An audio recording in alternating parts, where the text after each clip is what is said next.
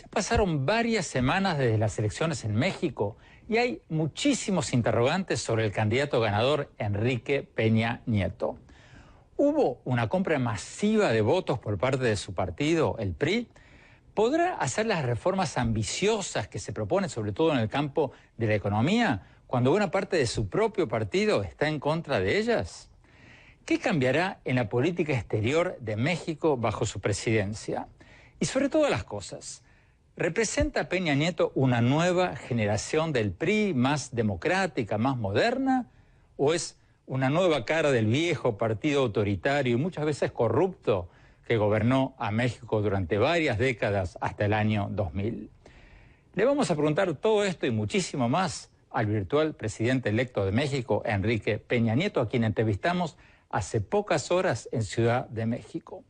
Vamos a ver lo que nos dijo y luego lo vamos a discutir con uno de los líderes del partido de izquierda que está impugnando su victoria electoral y con varios analistas internacionales de primer nivel.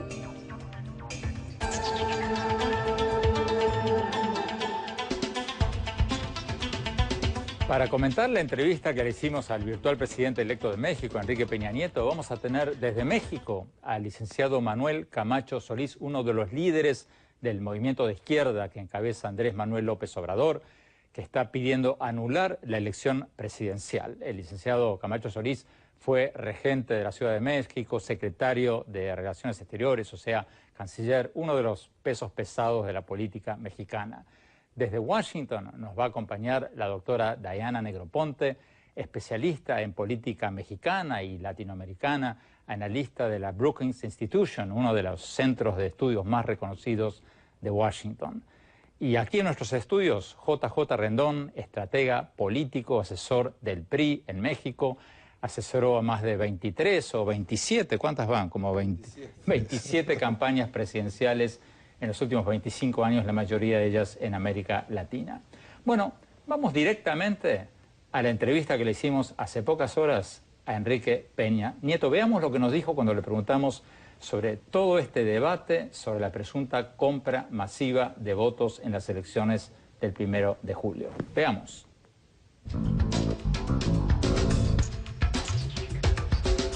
Usted me habló del Congreso, va a ser un Congreso dividido. ¿Usted va a entrar a la presidencia como presidente débil? Yo creo que hay un gran respaldo mayoritario, contundente y claro en favor del proyecto que encabezo. Ahora, como presidente de México y en el ejercicio de una presidencia democrática, estaré para acreditar que desde esta presidencia democrática es posible convocar a las distintas expresiones políticas a la construcción de acuerdos a partir de las coincidencias.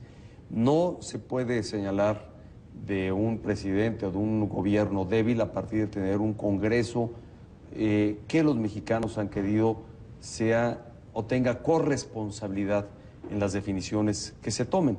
Ningún partido tiene mayoría absoluta. Somos como partido el que tendrá la mayor presencia y la mayor fuerza política dentro del Congreso y estará en el liderazgo del que habré de ocuparme de tener que podamos construir los acuerdos que estoy seguro sí es posible tener. En mi experiencia como gobernador del Estado de México, tuve mis primeros 4 años una Cámara prácticamente de oposición, no prácticamente, de oposición. Éramos la primera fuerza o la primera minoría como partido y fue posible construir acuerdos que permitieron modernizar el marco legislativo del Estado de México. Hoy por igual me habrá de ocupar asumir el liderazgo necesario para la construcción de acuerdos. Hoy señalaba, este es el momento y el tiempo para no imponer, sino construir acuerdos. Es el momento para que todos los partidos tengamos una actitud constructiva y no de oposición y de menos de obstrucción a lo que México necesita. Bueno, entre aquí y el 1 de diciembre habrá que pasar por todo este tumulto de la decisión del tribunal, la investigación sobre la presunta compra de votos, etcétera, etcétera. Sobre este tema, ¿no hubo compra de votos o la hubo y usted no se enteró? A ver, no la hubo porque me parece que... ¿No la hubo? No la hubo porque simplemente ha sido un señalamiento de descalificación de un partido que no ha querido reconocer el resultado de la elección, que se ha valido de señalamientos totalmente infundados, que no tienen prueba alguna, no obstante presumir de tener tales pruebas, y estoy convencido de que el Tribunal Federal Electoral habrá de valorar la validez y fidelidad de estas supuestas pruebas que han querido empañar lo que sin duda ha sido un proceso democrático y ejercicio de participación ciudadana ejemplar e inédito en la vida política y democrática de nuestro país.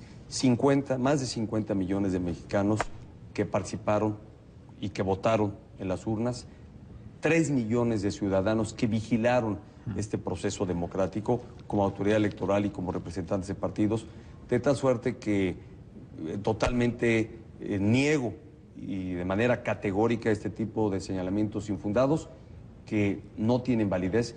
Y algo más, me parece que es burlarse y mofarse de la participación ciudadana y del voto razonado y libre que cada mexicano emitió el pasado 1 de julio. A ver, yo no tengo forma de saber si hubo compra de votos o no, pero la historia de su partido y la historia política de México, de todos los partidos, nos enseña de que ha habido prácticas de compra de votos y de todo tipo de trampitas electorales muy extendidas. Si viene un marciano y le pregunta, ¿por cómo me va a convencer que esta vez no hubo nada de lo que ha habido siempre en la historia de México y en la que el partido ganador, el PRI, ha sido el maestro de todos? Pues yo creo que ya no es de este tipo de prácticas. Creo que los alumnos u otros partidos superaron al partido señalado como maestro de este tema.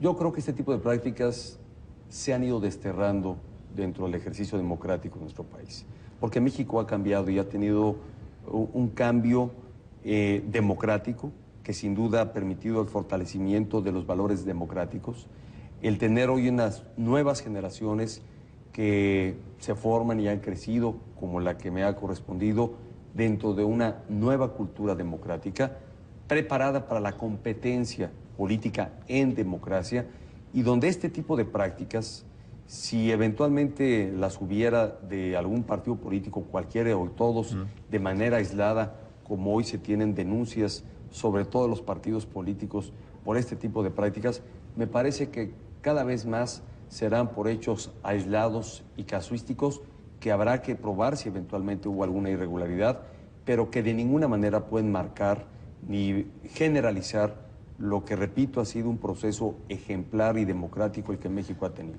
Por lo que he hablado en estos días con varios políticos mexicanos, lo más probable es que el tribunal termine diciendo eso que usted acaba de decir. Efectivamente, hubo actos aislados, pero no afectan el resultado de la elección, porque 6-7% es una ventaja muy amplia.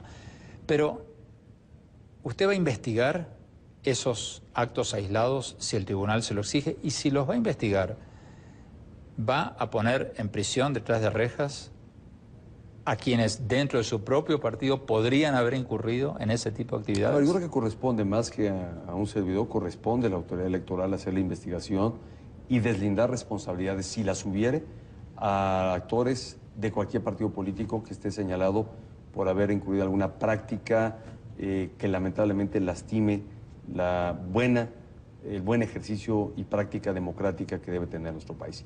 Yo reitero e insisto, creo que este tipo de prácticas muy señaladas del pasado no caben en la nueva cultura democrática que México tiene. Pero usted, como excelente político y excelente orador, me ha dado una contestación sumamente articulada, pero no me ha contestado si usted pondría detrás de rejas a la gente que incurrió en estos delitos electorales. No tenga duda que voy a aplicar la ley sobre quien tenga responsabilidad de haber incumplido en la ley.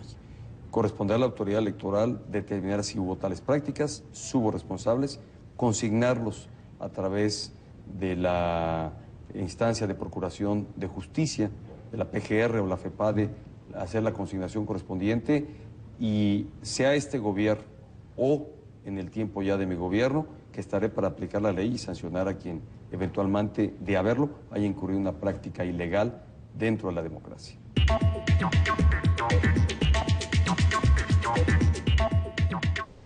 Licenciado Manuel Camacho Solís, en Ciudad de México, usted lo escuchó, Enrique Peña Nieto dice que no hubo compra de votos y pareciera ser hasta ahora que el IFE, el Instituto Federal Electoral de México, parece estar dándole la razón, ¿o no?